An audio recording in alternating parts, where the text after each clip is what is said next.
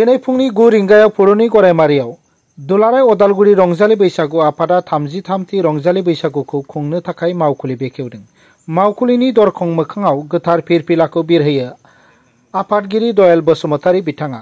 मावखुलिखौ बेखेवनानै होयो दुलाराय अदालगुरि रंजालि बैसागु आफादनि बारग' नेहाथारि बिथां मनरन्जन ब्रह्मआ। दुलाराय अदालगुरि रंजालि बैसागु आफादनि 33थि रंजालि बैसागु खुंनाय हाबाफारिया बैसाग दाननि 1, 5 आरो 6 अक्ट'आव सानथामनि हाबाफारिजों मेहेरगोनाङै खुंनो थाखाय साखाफारा जादों।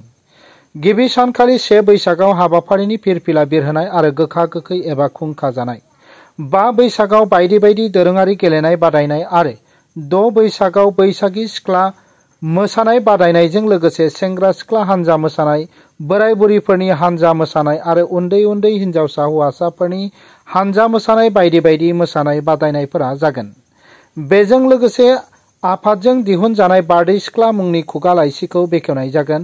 मख'नो गोनांदि बे हाबाफारिनि बयनिख्रुइ समायनासिन एबा मेहेरगोनांसिन बैसागि सिख्ला मोसानाय हाबाफारियाव आसामनि दाब दाब जिल्ला क'क्राझार, चिरां, बाक्सा, अदालगुरि, सनितपुर, बिश्वनाथ, लखिमपुर आरो कार्बि आंलं जिल्लाफोरनिफ्राय बादायारिफोरा बाहागो लाफैगोनखौ दुलाराय अदालगुरि रंजालि बैसागु आफादनि आफादगिरि दयाल बसुमतारी आरो गाहाय नेहाथारि नरजित नार्जारी बिथांमोना मिथिहोदों। खुलुमबाय। दिनै जोंनि दुलाराय अदालगुरि रंजालि बैसागु आफादनि नयं लानायजों लोगोसे जों दिनै मोनसे रायजो राजानिसिम मेसेज होनो थाखाय जों मिडियाखौ दिनै बाव हांख्रायनाय जादों आरो बे मिडिया बिथांमोनखौबो जों गिबियावनो साबायखर बावबाय। जोङो दिनै दुलाराय अदालगुरि रंजालि बैसागु आफादा गुबुन बोसोराव खुंबोनाय बायदि खुंबोयै रंजालि बैसागु आफाद फोरबो खुंनो थाखाय जोङो बे बोसोरावबो थिंथाम जादों। जा फैगौ बांला मायथाइनि 1432 मायथाइनि 1, 5 आरो 6 जोङो सानथामनि हाबाफारि लानानै जोङो गाजा गोमजायै खुंनो थाखाय जों लाहार फाहार खालामदों। बे सानथाम हाबाफारियाव जोंहा गिबियावनो थागोन जोङो गोदान बोसोरखौ बरायनाय, जोङो गिदिरखौ मान होनाय, उन्दैखौ अननाय, जों बे हाबाफारि लादों। आरो बिनिफ्राय जोङो 5 थारिखआव जोङो जोंनि बर' हारिनि जेसेबां गेलेनाय दङ बे गेलेनाय आयदायाव जोङो लानाय जादों आरो 6 थारिख अखानायै जोङो दोलो बादायनाय, आइजो बादायनाय बे हाबाफारिफोरखौ जों लादों। बे सानथामाव जों गाजा गोमजायै खुंनो जि सिन्थाधारा खालामदों जोंनि मावसोम हान्जाफोरखौ लानानै, रायजो राजानि मदद लानानै। दा बेवहाय जोङो आसा खालामदों दाब दाब जायगानिफ्राय जोंनि दुलाराय अदालगुरि रंजालि बैसागु आफादाव बाहागो लाफैगोन आरो जोंखौ रायजो राजाया मोनफ्रोमबो आयदायाव हेफाजाब मदद होगोन। जोङो आसाम नाङैनो जोङो जेसेबां हायो जोङो हांख्रायनो नाजागोन बादायारिफोरखौ। बेनिखायनो जों आसा खालामदों बे सानथामनि हाबाफारियाव गासै जोंनि आसाम नाङै थानाय बर'फ्रा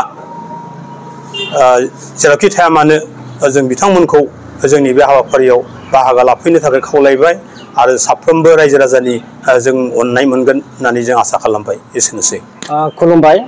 दुलाराय अदालगुरि रंजालि बैसागु आफादनि जानानै साफ्रोमबो रायजो राजा नोंथांमोननिसिम खुलुमनायखौ जासिहरनाय थाबाय आरो लोगोसे मिडिया पार्सन नोंथांमोननिसिमबो खुलुमनायखौ जासिहरनाय थाबाय। देग्लाय दुलाराय अदालगुरि रंजालि बैसागु आफादा गामाखालि बोसोर बायदि देग्लायबो गाजा गोमजायै बैसागु खुंनो थाखाय साखाफारा जानानै दं। जोंहा दुलाराय अदालगुरि रंजालि बैसागु आफादा 1993 मायथाइनिफ्राय जोनोम मोननानै दिनै फैयै 33थि जाफैबाय।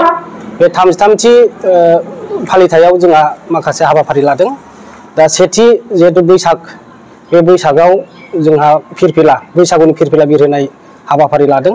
बेवहाय गोखा गोखैबो जानाय जागोन आरो लोगोसे गिदिरखौ मान होनाय, उन्दैखौ बोर होनाय बेबायदिबो हाबाफारि लानाय जादों आरो लोगोसे जोङो साफ्रोमबो रायजो राजाजों अनलायनाय आरो बोर होलायनाय बे हाबाफारिया गाजा गोमजायै जागोन।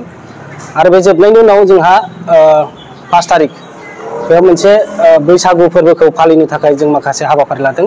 बे हाबाफारियानो जाहैबाय जोंहा गेलेमु बादायनाय। बेवहाय जों बर'नि जेसेबांखि इन्डिजिनियास गेलेमु दङ बेखौ जों गेलेहोनोखौ बादायहोगोनखौ जों सेस्था खालामगोन। आरो बिनि उनाव जोंहा दङ हाबाफारि बायदियै बैसागि सिख्ला मोसानाय। सारा जों बेखौ आसाम नाङैनो जोङो खालामनो सानदों आरो बिथांमोनखौ जोङो हांख्रायहरनो सानदों। थांनाय बोसोरावबो जेरैबायदि गाजा गोमजा जादोंमोन बिनिफ्राय आरो जों साबसिनखौ खालामनो नाजागोन। आरो बिनि उनाव जोंहा दङ बैसागि सिख्ला मोसाखांनायनि उनाव गेवलां मोसानाय, खोब नायथावना बे हाबाफारि। बे गेवलां मोसानायावबो जोङो गोबां जायगानिफ्राय गामियारि बैसागु फोरबो फालिथाय बिथांमोना दाब दाब जायगायाव बादायनाय हाबाफारि जायो। बै बादायनायनिफ्रायनो जोंनि बे उदालगुरियाव मोनफ्रोमबो आनसलिकनिफ्राय सौफैनाय जायो। दा बिथांमोनजों जों ज' माने बैसागु फालिनाय जायो। दा बिनि थाखाय आङो दुलाराय उदालगुरि रंजालि बैसागु आफादनि जानानै साफ्रोमबो रायजो राजा नोंथांमोनखौ हांख्रायहरो जे बे जोंनि बे हाबाफारियाव लैहोर लैहोर फैनानै बाहागो लाफैगोन। आरो जोंहा दुलाराय उदालगुरि रंजालि बैसागु आफादा बोसोरे लाइसि लेखा माने बेखौ बारदै सिख्ला मुंनि जोंहा बोसोरे दिरुननाय जायो। नोंथांमोना बेयावबो माखासे जोंनि हाबाफारिखौ नुलांगोन, मावथिफोरनि मुंफोरखौ नुलांगोन। जों बेखौ बोसोरे लाबाय थानाय जागोन। बेखौबो जोङो इदिनखालिनो बेखेवनाय लानाय जागोन। बेखिनि हाबाफारियाव जोङो देग्लायबो गाजा गोमजा जेसेबां हायो बेखौ खालामनो नाजागोन। गोजोन्थों।